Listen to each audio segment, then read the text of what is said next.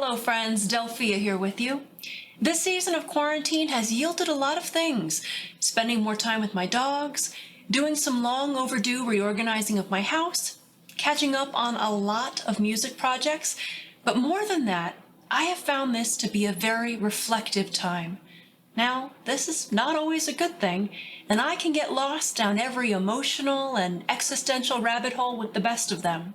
But I've decided to take the approach that every feeling or opportunity that comes up during this time is worth exploring. And I think a question that might be on everyone's mind is, do I want things to go back to normal? Yes, we know we want a chance to go back to structure, to employment, to family gatherings, but do you want your life to go back to exactly as it was before this? This thought gave me pause the other night, so I thought we could all use a moment to ask the big questions of our lives in an episode I'm calling, Do You Want What You Really, Really Want?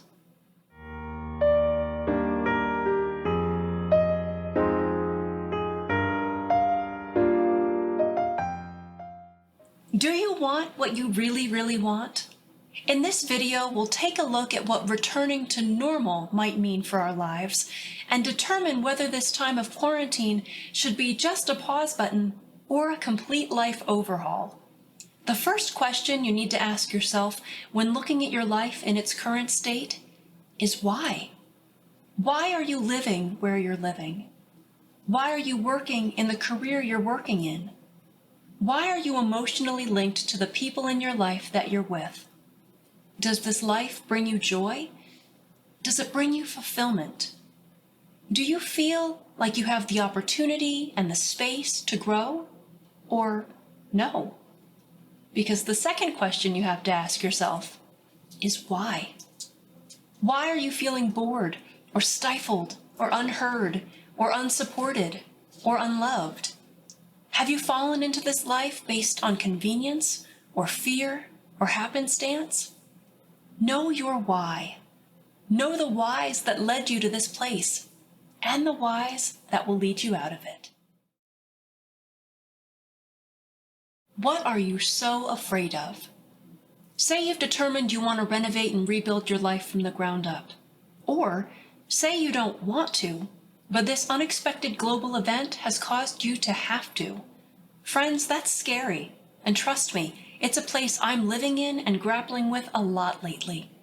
Change is a frightening thing. Uncertainty is a frightening thing.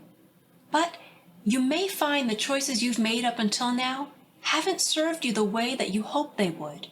Or maybe they have, but they've run their course. Fear can be a powerful motivator, both to do and to not do. But you have the choice. Are you afraid of failure? Are you afraid of success? Are you afraid of what others will think? Or are you simply afraid of the unknown? Take the time to confront your fears. Get honest about them. Name them. List them. Once you can clearly see them, you can take the steps necessary to conquer them and begin to live the life you really, really want.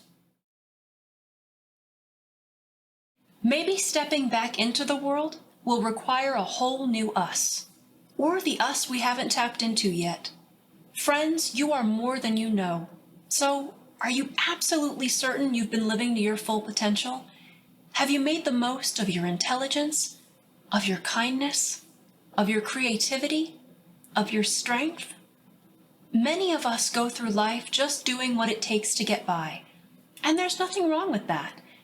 Many people have been perfectly content setting up a comfortable, easy life for themselves. Some of us would welcome a comfortable, easy life, and that's okay too. But some people want more. They want a job they can get excited about, friends they can laugh uncontrollably with, a relationship that's full of passion and love. So trust that you deserve that. Trust that you're capable of so much more. You're smarter than you realize, stronger than you realize, kinder than you realize, more generous than you realize. Give yourself the space to be all that you're capable of. Until you spread your wings, you'll have no idea how far you can fly. You can dream big and still start small.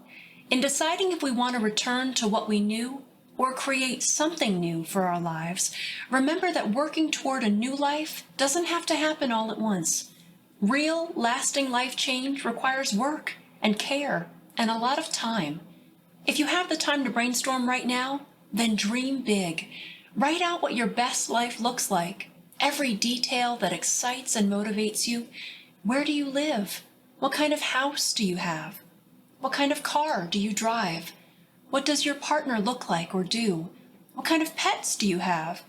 Where do you and your friends go on a Friday night? This kind of reminds me of the MASH game I used to play when I was a kid. But friends, that's the thing. When did we lose that idea that life can be anything we dream it to be? And who says it still can't be? Now, it may not be realistic to step back into the world mid-May and have a new job, a new house, a new partner, a new dog, or the exact number of kids that you want, but you can start small. You can start by looking at your life in its current state and figuring out what changes you can begin to make that will set you up for each of those dream life scenarios. As I always say, even a small step is still a step in the right direction. It might be time to get some honest feedback. Sometimes we get so stuck in our routine that we can't see the big picture. We also can't see little areas of our lives that are ready for change or growth or improvement. We're so set in just living one day to the next that we don't take the time to take stock, be honest with ourselves, and pursue our best. Maybe we have the time now, but we still don't see what could be different. This is where some tough love and some honesty from a trusted source comes in. Ask a friend, a loved one, or your partner to honestly tell you areas of your life where you can make changes or grow or improve. Now make sure to take your ego out of the equation and remember, this feedback is coming from a place of love to lead you to make positive changes. Sometimes an outside perspective can help you see what you couldn't before. Do you want to return to the life you've been living up until now? Do you want things to be exactly as they were? Maybe you do. But maybe you didn't think that you would.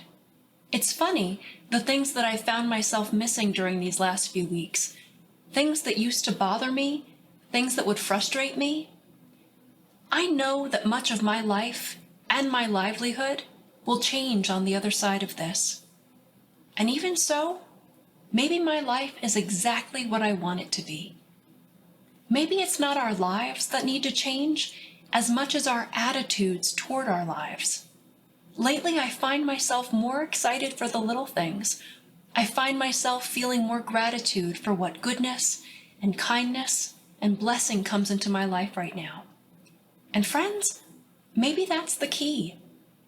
Whether you want to overhaul your life or make small changes to help make it better, it all starts with our attitude. Taking the time to approach our lives with peace and joy and love and laughter, not sweating the small stuff, taking time to make memories. If you can change your attitude, you can change your life. Friends, that's going to do it for me. I want to thank you for tuning in. Here's to knowing what we really, really want and not settling for anything less. If you enjoyed this video, be sure to give it a like. And if you'd like to enjoy more content from me, then be sure to subscribe to this channel. And hit the little notification icon if you want to stay up to date with when new videos are posted. If you've got suggestions for topics you'd like discussed on this channel, please feel free to drop me a line at delphia@delphia.live. That's Delphia at DELPHIA.live. I'm Delphia, and thanks for watching.